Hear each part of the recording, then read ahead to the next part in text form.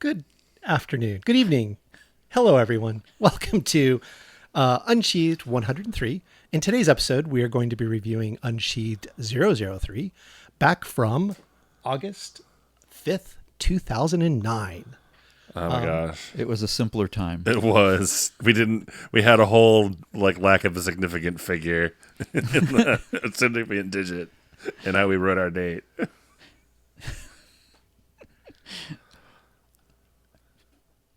Wow, I didn't mean to break your brain that hard. No, it's just, I'm not good at math either. It's okay. we're all lost in the memory of 2009. Oh my god, right? Those were the good time. years. Oh gosh. We were all so much younger. And And if anybody goes back and listens to episode 003, they'll actually be able to hear what we were doing at the time. But they can't because that episode's not available. It will be if they're listening to this. But Oh, it was awesome. not available back then. Oh, okay. oh Yeah, okay. I think so. The original 5 episodes, something The like first, that. the first 5 or 6 we didn't put up because the sound quality was bad. Yeah, we were running into I was running into some technical issues. But that being said, we actually did put them out on CDs. Yeah, I remember the CDs. They had the Oh, art of that's us with right. our pants around our ankles. I remember that. Yes, and those CDs are floating around. So there are versions of this out there on people's CDs. I with these first few episodes, I'm surprised at how early so many of our running gags really did start out. We didn't have the sports fanfare opening yet right away, I don't think. We did No. not. That came a little later, but we had the undisclosed location. I don't think we had the secret mountain bunker just yet. No, but we did have androgynous robot foxes. I forgot androgynous robot foxes right away. That was a establishment.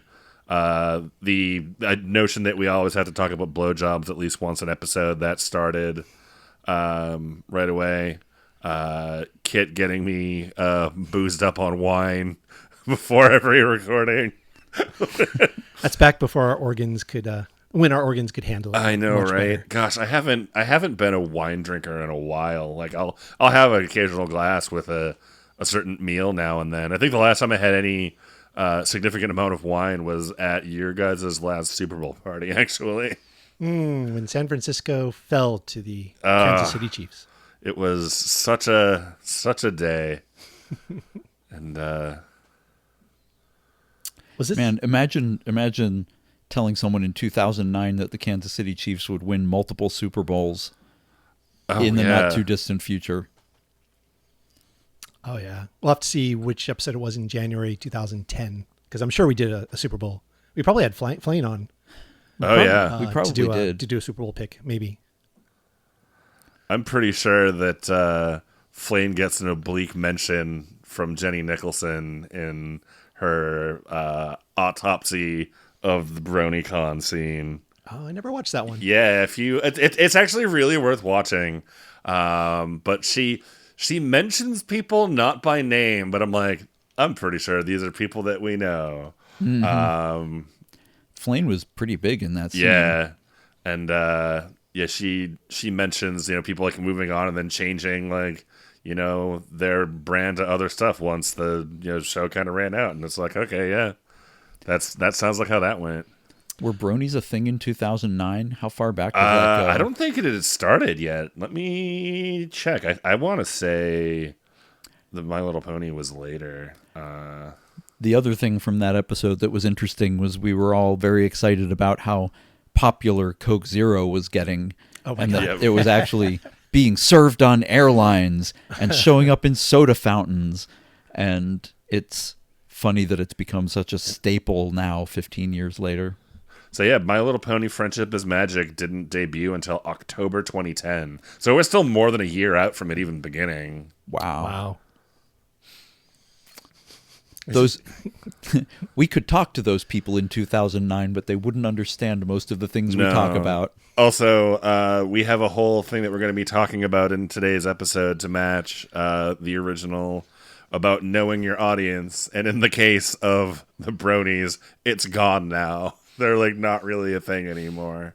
Yeah, that was just a thing that came and went. Yeah.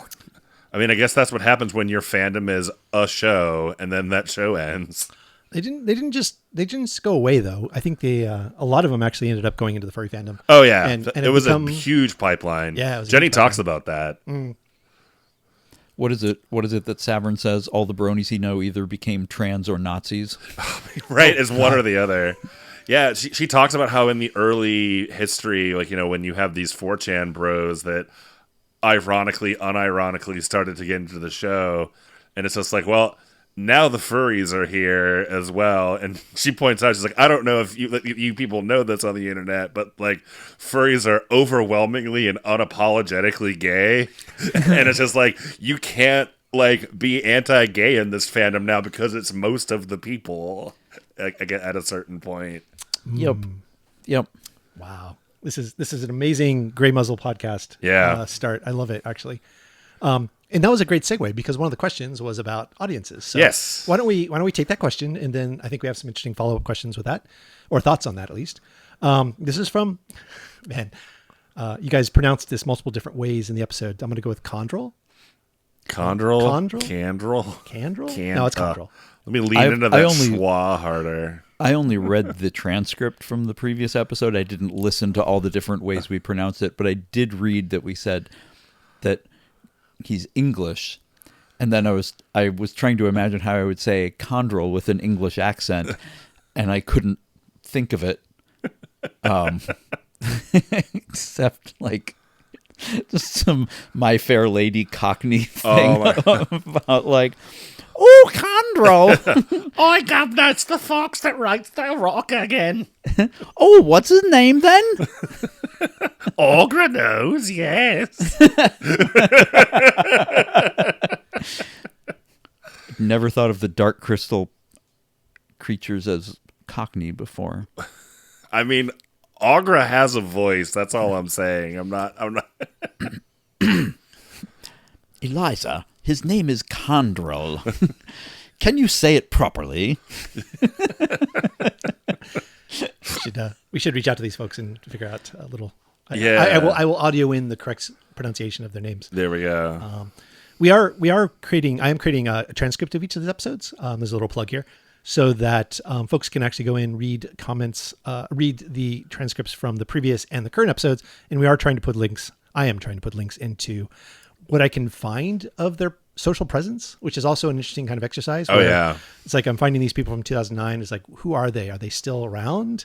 Most of them are. Some have changed names. Yeah. Some no longer write. Some have moved on to other things, which is kind of cool. But yes, that's. But Condrel's still around. All right. Yeah. If you were reading this as a transcript, imagine our previous exchange in flawless British accents, please. Please. Oh yeah. Also, there are definitely people for whom, since these were recorded years ago, we will be like, if you're listening to these episodes side by side, there will be dead naming of people that's not like on purpose. Like we weren't doing it at the time. But I mean, for people who are listening, there are people who go by very different names than we might refer to them, at the time. But I mean that's the historical document as it stands. So the historical documents. That's a good note. Yeah. Ricky, I appreciate that. Because I know at least a handful. I can think of a couple of names off the top of my head who I know have transitioned in the 15 years since then. When we know those names, I will try to include that in the in the transcript notes as well. Updating to people's how they identify is it's just basic common courtesy. I agree. Yeah. All right. Which furries should be practiced at, because so many of us have just changed our personas. I go by this name now. Also, Right. I'd rather you not think of me as this animal. I want to be this animal. And I mean, it's not a surprise, I think, that we're such a good haven for people who aren't quite sure where they fit in, because we're so permissive of letting people present however they want. It's like you can be like we're into pretending that we're like completely different species. If you want to go from being a boy or a girl, that's so much less far to go. Also, it doesn't matter where you fit in out there because everybody fits in here. Yeah.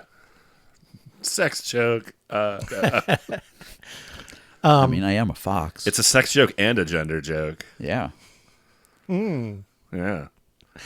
All right. Condrel writes, what bits of practice and exercise have you two used to brush up on areas of your writing that you felt needed developing? And further, did any of those exercises make it to be full-fledged stories that we, your fans, might have unknowingly stumbled across? For the second part, definitely yes. I think the answer was yes at the time even.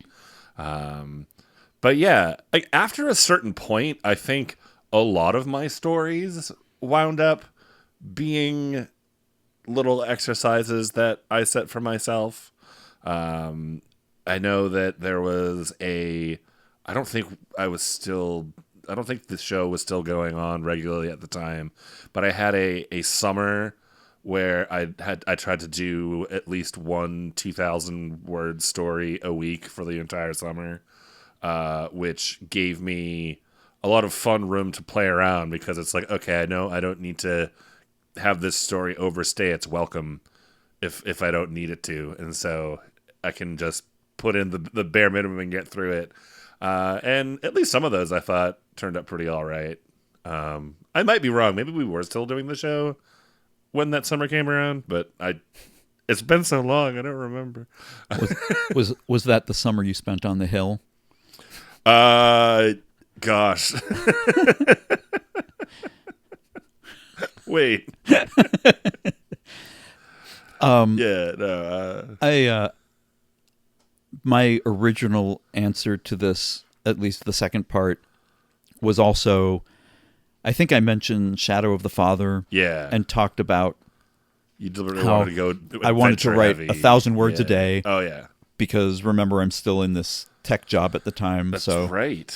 I could write 1,000 words a day. I would get laid off from that tech job the following year. Who's to say if those two things are related? Yeah. And I also wanted to try doing a more action-oriented story.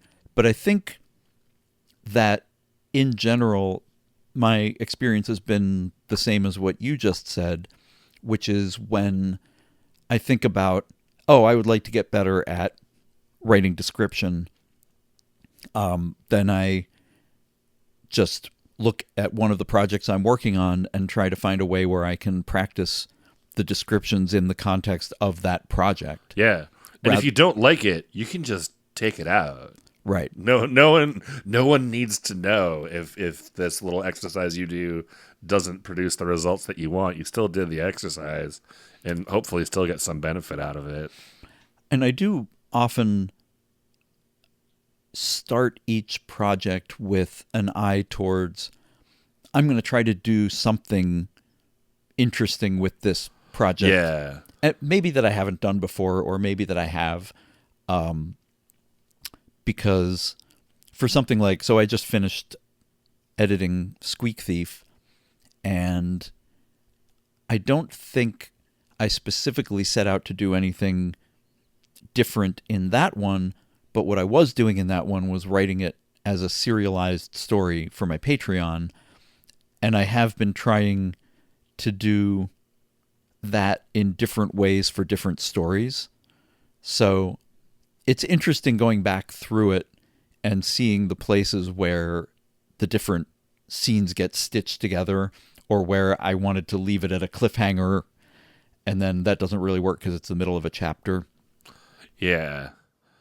Gosh, I feel like this probably also came up in the original episode itself, but well, I know it did, but to sort of circle around to this, I think one of my favorite classes that I took with you when we did our night school days together was that fabulous fiction writing class the instructor With for that, Chelsea. she had really, really creative ideas for exercises to feed us. And I feel like I got a lot from not just the stories that she assigned us to read, but also from the technique she would have us work on. And I remember, like, I think before I even got to the end of that class, I allowed it to very heavily influence a lot of the stories I wrote from that point on, and allowing myself to go havoc with rules because I wanted to get a certain effect out of them, and kind of like using weird new medium as paint, that you wouldn't normally sort of go with. And I produced a lot of stuff that's one of my favorite Hirosaki periods of my own personal history. There's this one very stream of consciousness story I wrote. It's called Wick, which you can probably that'll be linked in the show notes. And that I slide in and out of characters' viewpoints, like sometimes even in the same sentence. I mess around with tense, and it's something I actually want to go back and read it. I'm curious how it reads to me today. It'd be really embarrassing for me to be talking about it now, and then like between this episode and next, I go back and read it, and I find it embarrassingly pretentious. But no, I remember it being like sweet and kind of nice and fun, and like my own version of what counts as romantic, I guess. I don't know. I don't have a clear memory of that one either, so maybe I'll go back and check it out also. That reminds me, in the last episode, you were episode 102, you had talked about Everything is Spiders. Oh, yeah. So I did go back and reread that one. Oh, gosh. It was really good. I mean, well written, as expected. Yeah. I went back and looked at it myself. It was a pretty heavy time for me. You can kind of tell. That is one of the interesting things that I've found, is that, because I know you both on a personal level, I do see in your writing, especially going back to that one, because I had not read that at the time, so maybe I'm projecting, but I did see where you were at the time you wrote it. Yeah. And some of the stuff that came out in it. I thought that was interesting. Yeah. And in the first episode we started doing again, 101, we had talked about how writing is therapy in some ways. And it's interesting to go back and kind of see that transpire. But that being said, now, after having read that, Ricky, I write more. That was like, what was the invasion? What happened? It's like, I have more questions. It was it was really interesting little snippet of it wasn't a full-fledged short story, but it was the beginning of a short story. By the way, you can call me that name specifically in relation to this story, because that's the name that story is published under. That is under Ricochet. Yeah, that is. Yeah. Actually, I think it's under my people name, in fact.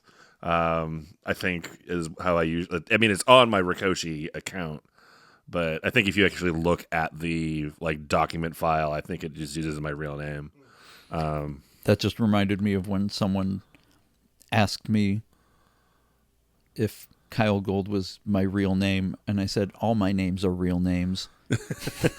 I like that. I like that. And it's like that word's made up. It's like all words are made up. All words are made up. Still the part of that movie I've thought about more than any other. As far as any other exercises, I think we sort of answered that question by saying we just write stories and then try to focus on different parts. The original episode had the dialogue exercise that I really like, which involves going out into public and listening to people talk and writing down the words as soon as you hear them so that they don't morph into your own phrasings in your head. I'm trying to think about, dialogue is one of the things I think most people could always stand to work on, including myself, because eventually that's what got us into Dick Powers class. Eventually, if you don't think about the way other people talk, your characters will all start to sound like you, and that's not necessarily bad, but it's good to be aware of what you're doing and to be doing it with purpose rather than just letting it happen. Yeah. I had the good fortune to get a lot of practice on character dialogue writing. I used to work for a well-known major video game publisher who I won't name drop here just because of the content that we're discussing. But this company has a franchise of characters, and I actually got in really good with the development team because it's like, hey, when you do the dialogue for these characters, we don't need to give it to our other guy to tweak it and make the characters all sound like they're supposed to. You already know how to do that. And it's like, yay, thank you. I try really hard at it. And yeah, that's one of the things. If working in translation is one of those things that has really helped my ability to write dialogue in general, because you really do have to think of, okay, what does this person need to sound like? How do I actually want to convey this line so that it sounds like it's in personality? And it turns out that's a skill that you can use when you're writing your own language too. Like just from scratch, you are still crafting English language dialogue or whatever your native language happens to be that you're writing in. It works just as well in other languages. I'm assuming. And another sort of generic exercise for any aspect of writing is to find someone who does the thing well and read a lot of their stuff and then really examine it and try to figure out how they do it and try to mimic it. If you like how J.R.R. Tolkien writes descriptions of forests, go to a park and then try to imagine how he would describe that park.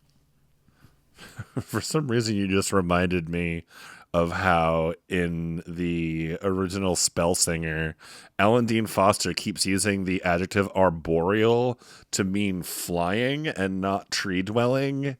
And it's just, it confused the shit out of me the first time I read it. And it's right? Isn't that weird? Yeah. Like you'd think that's not a mistake you'd think one would make. Anyway. Maybe you auto-corrected for airborne. Nah, because he uses it a bunch. It pops up multiple times. Arboreal. Arboreal, yeah. All right. We did, in answering this question originally, we did branch a little bit into talking about writing for furries and kind of the assumptions we make. Not assumptions, but we don't have to over-explain worlds if we're writing for an audience that knows what a furry is and how they interact with the world. And I did want to kind of segue a little bit into a different question, a new question, which is right now I'm doing a lot of research in regards to like self-publishing and writing in general. And one of the guidances I see is know your audience, specifically know your Timothy. And the guidance is almost write to a person specifically named Timothy and what those qualities are and who that is. The idea being, if you write for a Timothy, there's a bunch of other people that are like Timothy and they'll like your work. But by writing to that person, it helps you to really focus on what that person's going to like. So it's almost more from a marketing perspective. But I was curious, like, is the furry fandom, what are your thoughts on that? Is like, do you write towards a Timothy, or do you write towards a fandom, or do you guys write towards an idea that you're trying to convey? Oh gosh, yeah. When I write, it's because I have a story that is asking me to tell it, and that sounds kind of wanky, I know, but it really is one of those things where it's like there's this idea in my head, and it's not going to go anywhere until I do something with it. And from that point on, knowing an audience and writing for it, I feel are two different things here. I remember,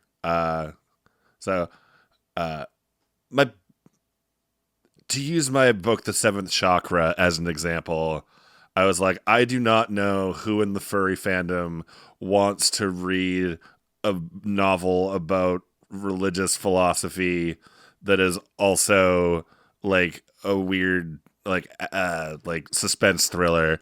And I eventually needed people to just convince me. It's like, don't worry about who wants to read that. Like, there are people who are going to hear that description and they're going to want to read that and they'll pick it up. They'll see the book and they'll be like, I haven't seen something like this. I'll check it out. And like, I recall the book sold like reasonably well for furry book standards at the time anyway.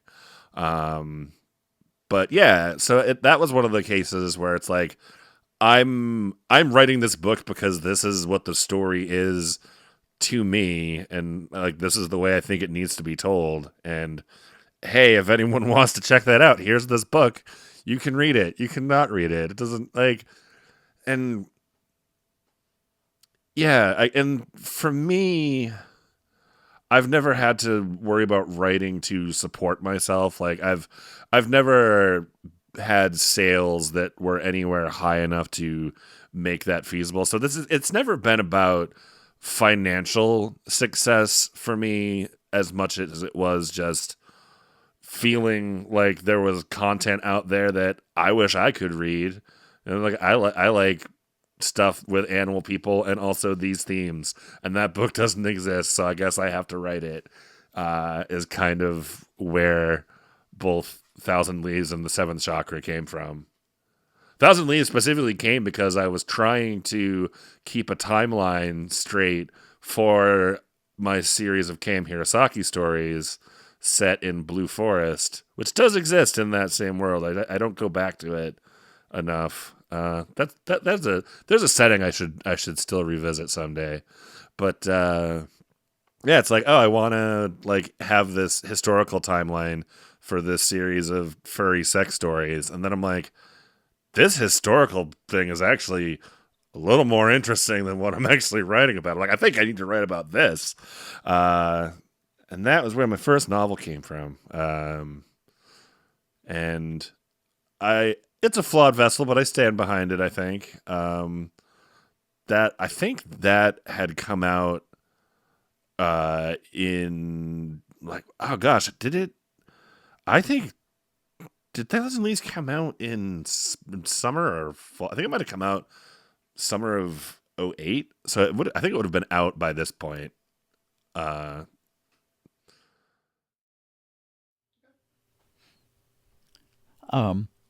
think I tend towards the same philosophy, where if I'm writing to a specific reader, that reader is me. Right? I didn't want to like say that in so many words, but that's exactly what the answer I wanted to say too. Yeah. And if there are, if I'm envisioning someone else that I'm writing a story for, and then the philosophy is, well, there's other people like them out there, then I guess if I'm writing for myself, I'm hoping there's other people like me out there who will also appreciate a gay sports romance, an alternate history fantasy, an epic fantasy, a paranormal detective story, a gay romance heist story, an Agatha Christie style mystery, supernatural YA books. Hopefully there's people out there who also want to read all of those various things and a couple others that I've probably forgotten.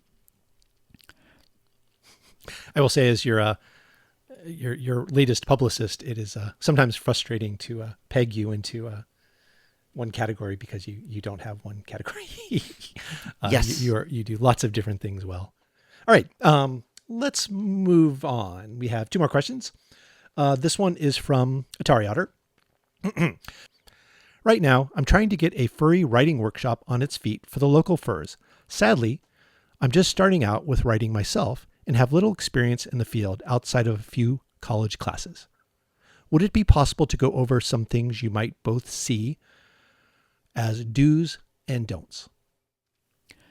So putting together workshops are really helpful, and we talked about that in the original episode. Putting them together can be really tricky because you not only need to find people who are at least in the same neighborhood of craft level that you are. They don't necessarily have to be at the same point in their careers, but that's also helpful if you're going through a lot of the same career stuff. Yeah. Having that support is really nice. But you also have to find people who are willing to put the same amount of energy into a writing group. And that is where a lot of the ones that I've been involved in that haven't survived have fallen apart, because a couple of people were really intently interested in it, and a few others thought of it as, oh, writing's just a hobby that I do. I don't want to meet every other week about it, but I like talking about it with people. And so it would become more casual for some people, and then those people would drop out as the intense people wanted to meet more often. That said, I'm in 3 writing groups at the moment that have lasted. I'm trying to think if the newest one is 10 years old yet. It might be 10 years old next year. The others both date from back in 2000. We were definitely in one in 2009, and I think Oh, sure. the screenwriting group I'm in also was around in 2009 or 10. So yeah, that sounds right. So they've been around a while, and there are definitely periods in most of the groups when people just aren't bringing stuff as much, but we're still going through the experiences of, there's other aspects of writing that we're sharing the experiences of. So those are the hurdles to start with, is finding people who match your energy and position in your writing career. But if you find them and you're the one who is intent on putting the workshop together, having just one person who kind of herds cats or otters or foxes or wolves or what have you is really helpful. And so if you're the one who's trying to start the group, figure out how to be that person to make sure that you're setting up meetings, people are invested. Don't harass people if they miss a couple meetings. Just sometimes you just have to let people go. Life happens. But having a person who's invested in organizing the meetings, having a bunch of people who are willing to participate and excited about it, is really the foundation of a good workshop group that can last for a while. And the good thing is that a writing workshop doesn't need to be huge. In fact, it's probably better if it isn't, just because you'll have, perhaps just too much material with you'll either have too much material to cover in too little time, or something other, just overwhelming volume could become an issue. So if you have even just a small group of people who can reliably contribute, that's gold right there. Don't worry about so much about it's quality over quantity for writing group members. I say I've found 4 to 6 is a good number.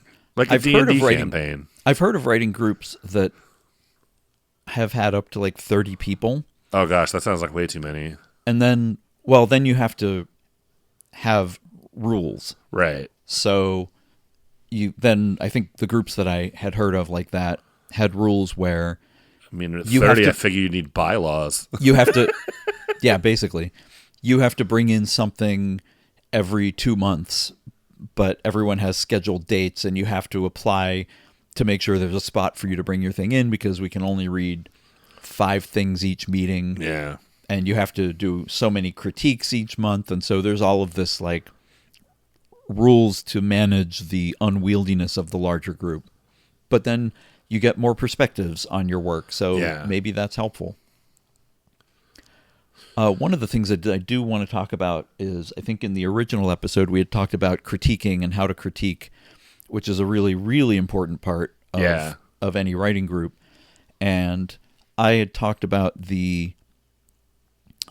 I think it's called the Iowa Writers Workshop method, which is That sounds familiar, yeah. which is what we used at Clarion and what we used in our workshop groups for a while, in which each person in the group who's not the author gets a chance to discuss what they think of the story while the author doesn't talk, because the premise behind that is you're not supposed to get into discussions about it. You're supposed to just hear what people's unfiltered impression of the story was, and then they can have a discussion, and then the author is allowed to join in and ask questions.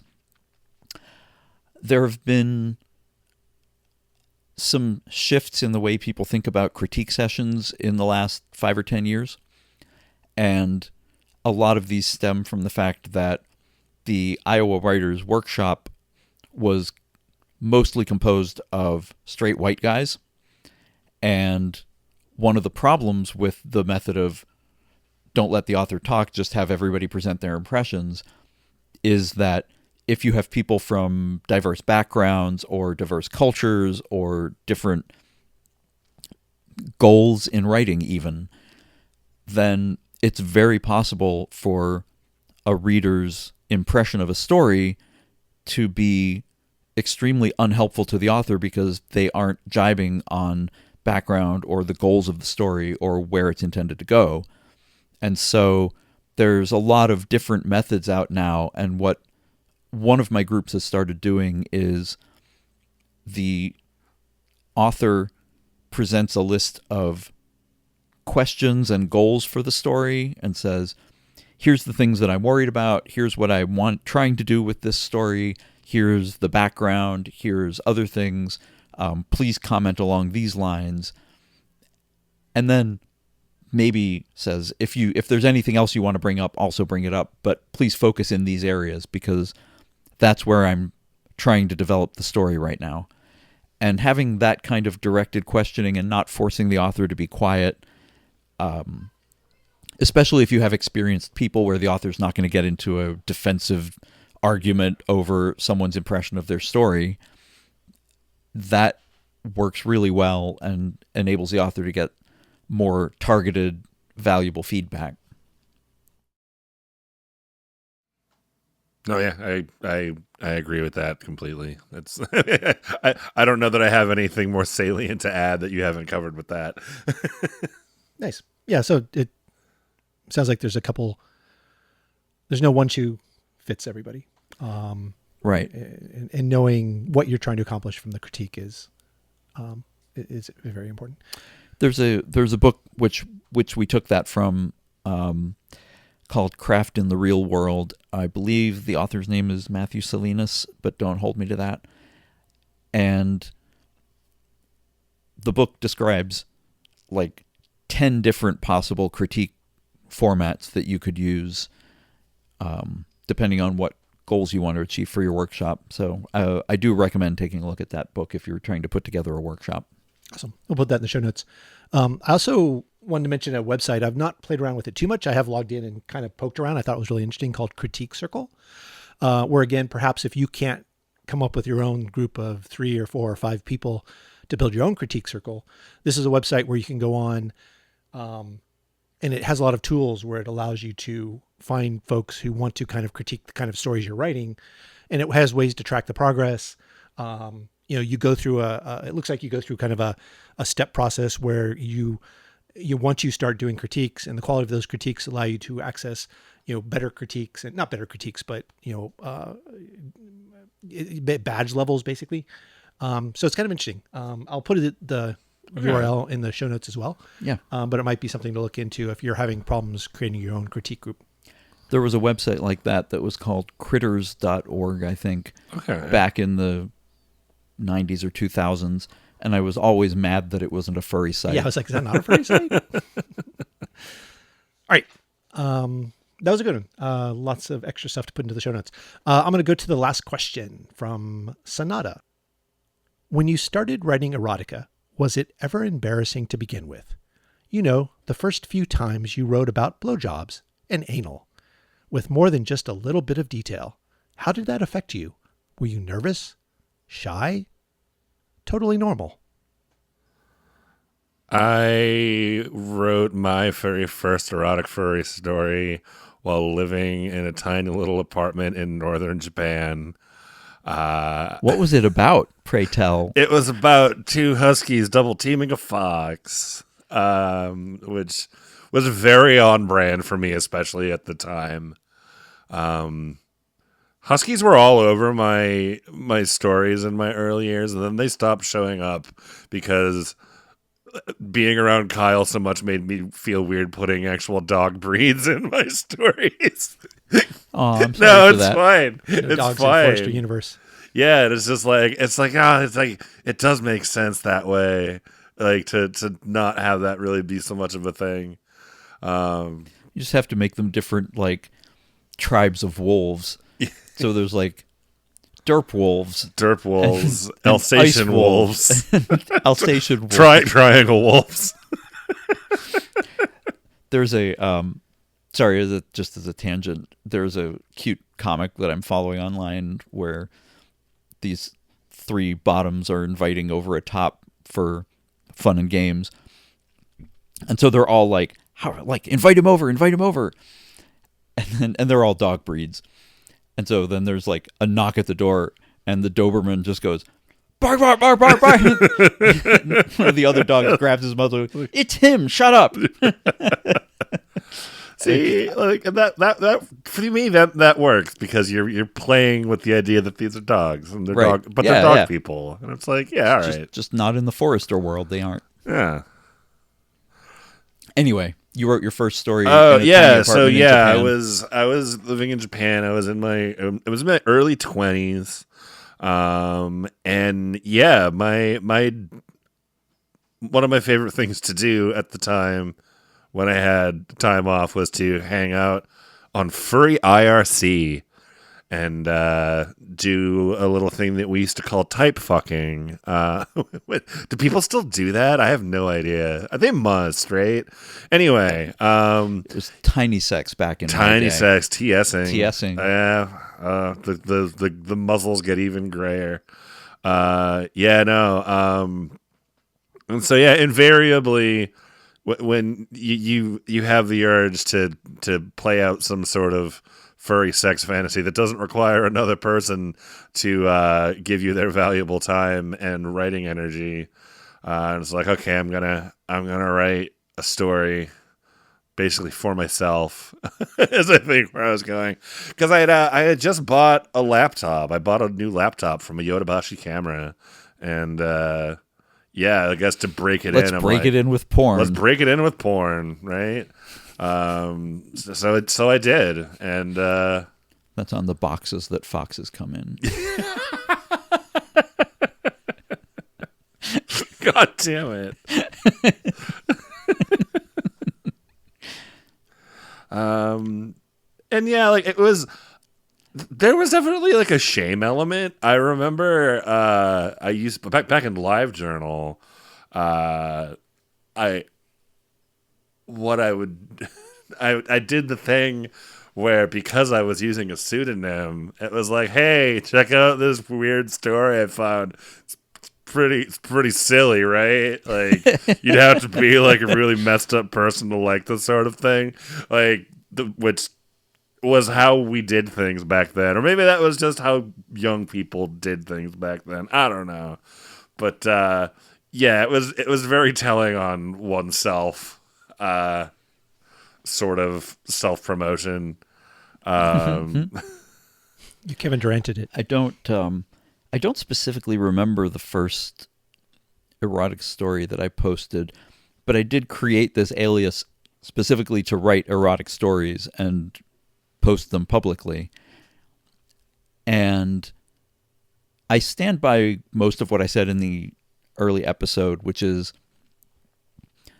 if you feel embarrassed about it, just write a bunch of stories, because then no one's going to know which ones you actually did or didn't, or they'll assume you did all of them, in which case that's great for your reputation, maybe. And I will also say that in the years since my relationship family has grown from 2 to 3, a non-zero number of my protagonists have also ended up in 3-way relationships. At least 2 sets that I can think of, and maybe a third that I'm not thinking of right now. But so not necessarily in the specifically sexual act experience has crept into the stories, but more the experience of the breadth of relationships and what's possible has definitely shown up in a lot of my stories. Yeah, I can psychoanalyze myself through a lot of, especially my very early K.M. Hirosaki stuff, and actually the later stuff too. They're actually, you can, I don't know if there's a period in K.M. Hirosaki history that you can't psychoanalyze me through, but I feel like the early years and the late years are the really big ones. Writing is a fishbowl, one of my teachers used to say. Oh. What does that mean? It's just you're in a fishbowl, and when you put your story out there, everyone is like looking in at you. Mm. We should. I need to make notes of things we should cover in future episodes, but we should probably spend an episode talking a little bit about the dangers of reading into stories and perhaps reading. Over analyzing and over assuming things. I recently had somebody talking to me about listening to. Sorry, I wasn't listening to earlier Unsheathed, but I think it was reading. Yes, I was actually reading some of your earlier books, Kyell, and trying to decode you a bit based upon reading the stories. And I was like, okay, I mean, you were, or someone else was? Somebody was talking to me about that. So I was like, you can't. I don't think you cannot not put yourself into what you write. Oh yeah, but it is a fragment. Sliver of a greater whole. Yeah. And there's dangers to put too much in regards to that. But anyway. I've had people come up and tell me with confidence that they know I hate Starbucks because one of my characters in one of my books, well, one of my characters in multiple books hated Starbucks. If your character says something, it means that you have that thing as a personal value. It's like, that's not how it works. Yeah, I did have an interview that kind of went in that direction too. I do think that people are generally smarter about parasocial relationships now than they were 15 years ago. There's more language to discuss them and understand that people are like, I mean, this still isn't true of everyone, but people realize, oh, the you that you're writing about on social media is not necessarily the real you. Although some people do still believe it is. Yeah. Yep. All right. But yeah, that'd be a good topic. It would be a good topic. And I'm going to kind of wrap us up here. Thank you both. I just want to say, from my perspective, super enjoyed the last 3 episodes, kind of reconnecting, talking about the past, but also talking about the present and our unique perspectives. Yeah, I was worried initially that I wasn't sure, like entirely certain I would have enough to talk about, but no, I can definitely still find the words to ramble on. I don't think that's ever been a problem for either of us. No, no, it hasn't. In meaningful ways. And thank you for bringing these episodes back and giving us a forum to keep talking. Yeah. And it'll be interesting once I actually publish these, and then people can listen to them. Yeah. Because now we've not got any feedback, which is great.